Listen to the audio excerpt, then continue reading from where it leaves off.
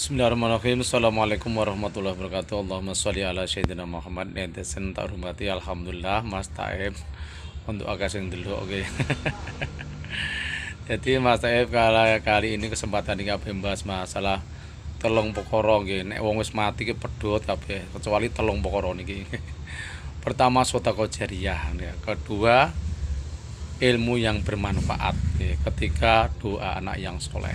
Nenten nggih kula njenengan sedaya iki kuwabeh nduk kesempatan nggih. Nah, kaya napa nggih. Pertama ingkang pertama menika sedekah jariyah. Nah, iki termasuk sing nyumbang-nyumbang masjid, musala, jembatan napa ngono amal jariyah. Selama niku digunakake kaapian jenengan jek oleh masya sampun mati. Lah sing kedua ilmu yang berguna. Nah, ilmu berguna niku napa? Ya jelas ilmu agama. Nggih, ilmu umum nggih saged.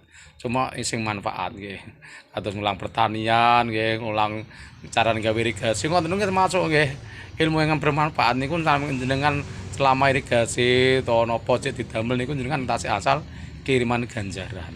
Makanya teson agama niku luar biasa ngatur kula njenengan sedaya supaya kabeh ndek peluang keapian. Sik kula njenengan sedaya sampeyan duwe tinggalan sing milih. Lah sing ketiga napa doa anak yang soleh. Nah niki dadi kula njenengan sedaya iki bojone nek duwe anak sing soleh. Soalnya anak niku nek soleh Pak masyaallah teng donya maupun nyenengon Allah luwih teng akhirat. Maupun teng kula njenengan sedaya duwe anak tinggalan nek ustaz to duwe pondok to ngulang-ulang ngaji bendina masyaallah nang menge mondoke sampean ragate wis masyaallah.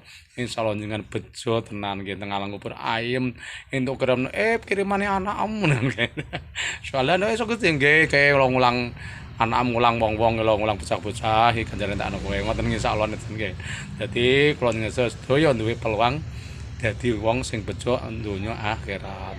Nganggo bandane, nganggo ilmune, nganggo enak sing saleh. Kula kinten cekap bahasane kuwatah niki kegiatan nggih kathah kirangane ngapunten ingkang sak kadhakanipun aja lali subscribe. Assalamualaikum warahmatullahi wabarakatuh.